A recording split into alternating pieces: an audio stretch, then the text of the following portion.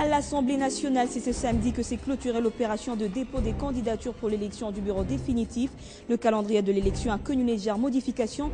7 avril, Le Mans célèbre la Journée internationale de la santé. Pour cette année 2012, le thème choisi est le vieillissement et la santé, avec comme slogan une bonne santé pour mieux vieillir. En RDC, les personnes du 3e âge ont besoin d'une attention soutenue. Les détails dans ce journal.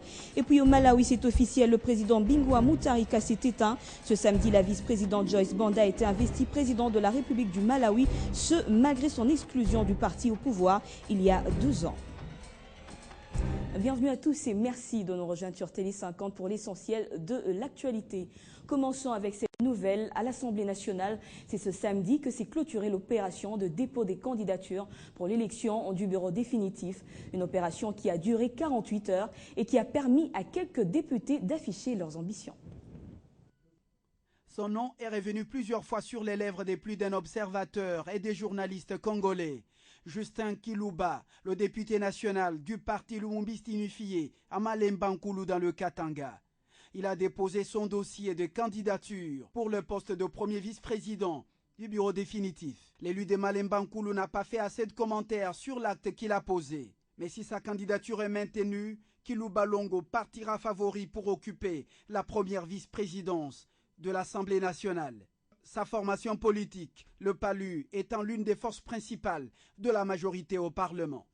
Aux dernières nouvelles, nous avons appris que André Paluku, l'élu de Kinshasa-Lukunga, sur la liste UDPS, Étienne Tshisekedi et Timothée Kombonkisi, l'actuel président du bureau provisoire, ont eux aussi postulé à la 12e vice-présidence du bureau définitif.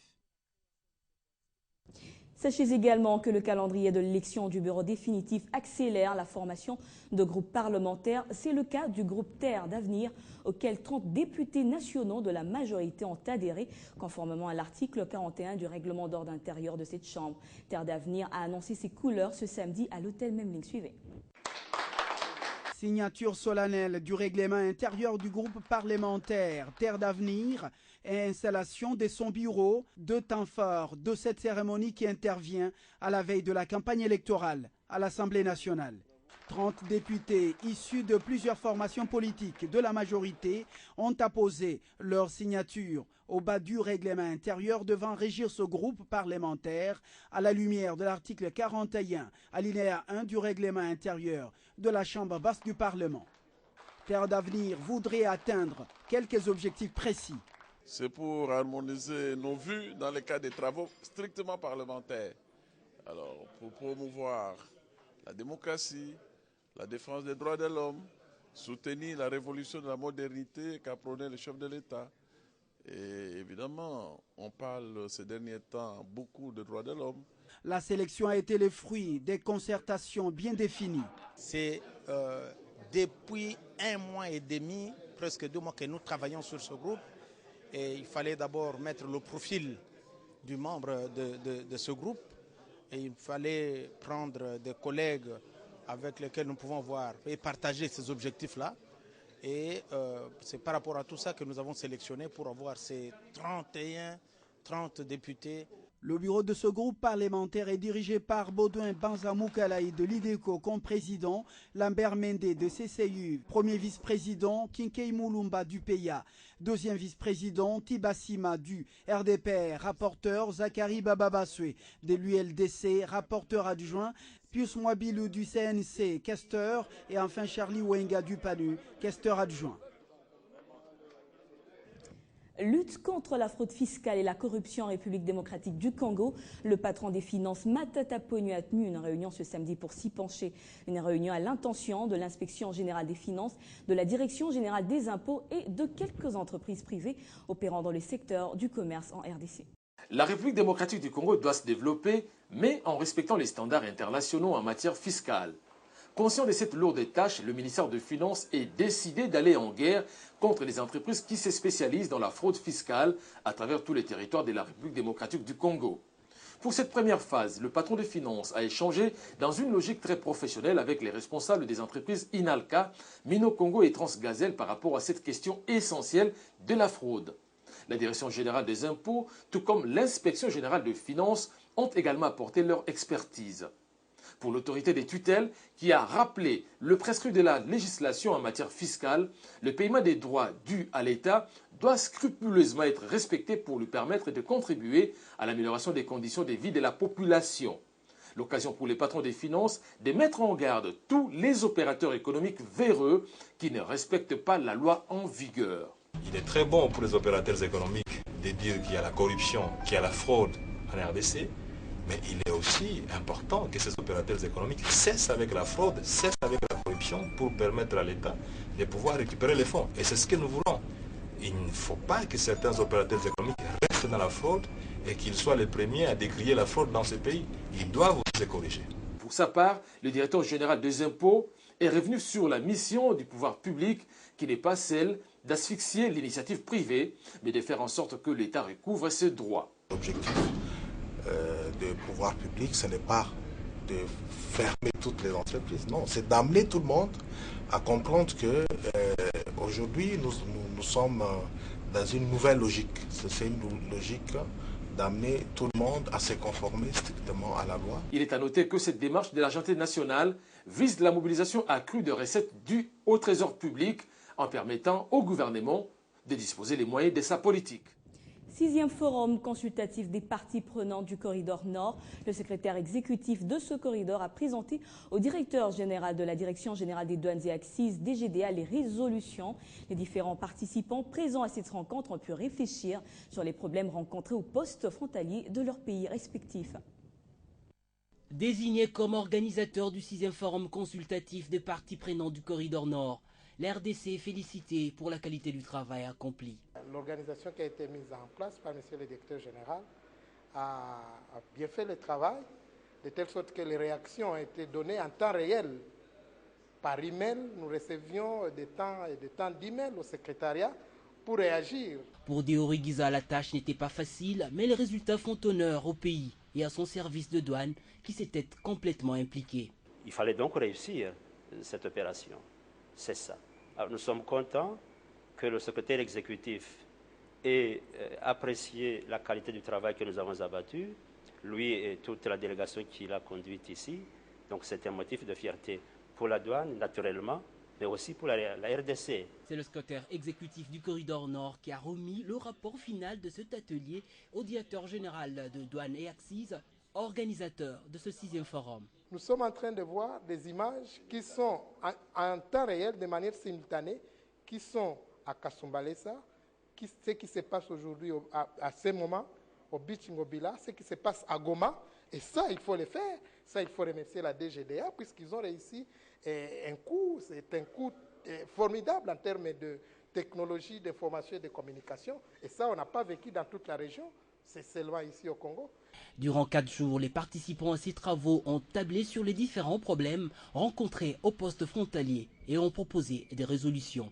Cette année, la DGDA est déterminée à révolutionner les choses afin d'assurer un service de qualité. Un restaurant à la DGDA qui s'inscrit déjà au quinquennat du social des agents. Vendredi, le directeur général de cette régie financière, Deo Ruguiza, a procédé à la remise d'un lot important de plus de 70 véhicules aux différentes directions provinciales et centrales. La grande partie est allouée à la brigade douanière pour mettre fin à la fraude et maximiser les recettes du trésor public. Blaise Manzaza, Claude Biringaniné. C'est une double cérémonie présidée par Deo Ruguiza, directeur général de la DGDA, la remise des véhicules aux différentes directions et le trophée des mérites à l'équipe des Zango ainsi que l'équipe masculine de football qui ont participé au tournoi interinstitutionnel. Voilà. Pour Deo Ruguiza, l'amélioration des conditions de travail des agents reste la priorité de cette régie financière qui compte atteindre la performance dans la génération des recettes à travers cette acquisition automobile. Viennent enrichir le charroi, qui était déjà de 143, plus 41, ça fait maintenant 184 véhicules, propriété de la DGDA. Tous les directeurs provinciaux et centraux, que eux aussi se joindront à nous pour vous encadrer et vous mettre dans des conditions de maximisation des recettes. Qu'au premier trimestre de cette année, nous avons mobilisé des recettes au-delà des assignations. Des véhicules destinés principalement aux brigades douanières pour lutter contre la fraude douanière. La plupart des jeeps qui ont été achetés seront affectés aux brigades douanières pour lutter davantage contre la fraude douanière. Soucieux d'améliorer la qualité du service, la Direction générale de la DGDA multiplie des actions devant favoriser la lutte contre la fraude douanière et grâce à la TVA, cette régie a réalisé les recettes records durant les mois de mars 2012. Parlons santé avec le Monde qui célèbre le 7 avril la Journée internationale de la santé. Pour cette année 2012, le thème choisi est le vieillissement et la santé avec comme slogan une bonne santé pour mieux vieillir. Plusieurs activités prévues en marge de cette date ont été reportées, mais au home de vieillards de Cabinda, quelques personnes de bonne volonté leur ont apporté assistance. Jimmy Mavouba. Ils sont plus de 3 millions, les hommes du troisième âge en République démocratique du Congo.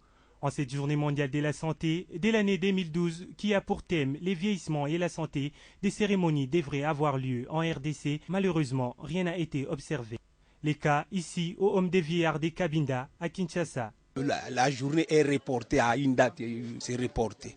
Malgré ces désagréments, des personnes de bonne volonté viennent leur apporter assistance.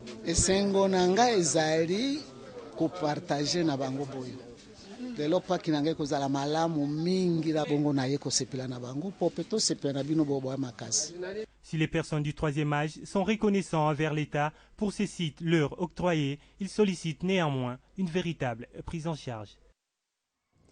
Rendons-nous à présent au Malawi où c'est officiel, le président Bingu Mutharika n'est plus. Ce sont les autorités de Lilongwe qui l'ont annoncé ce samedi. Quelques heures après cette annonce, la vice-présidente Joyce Banda a été investie présidente de la République du Malawi malgré son exclusion du parti au pouvoir il y a 2 ans. Les autorités de Lilongwe sont restées muettes pendant plus de 24 heures. Un silence qui a créé beaucoup d'inquiétudes. Des sources proches du pouvoir ont assuré que le dirigeant du Démocratique Progressive Parti DPP, le parti de Bingu Mutharika, cherchait à amender la Constitution. Leur objectif, que le frère du chef d'État défunt, Peter Mutharika, prenne le règne du pouvoir. Mais les États-Unis, l'un des principaux bailleurs du pays, ont assuré qu'il fallait respecter l'ordre constitutionnel. Le secrétaire du gouvernement du Malawi a officiellement annoncé ce samedi la mort du président. Il a assuré aussi que la loi fondamentale sera appliquée.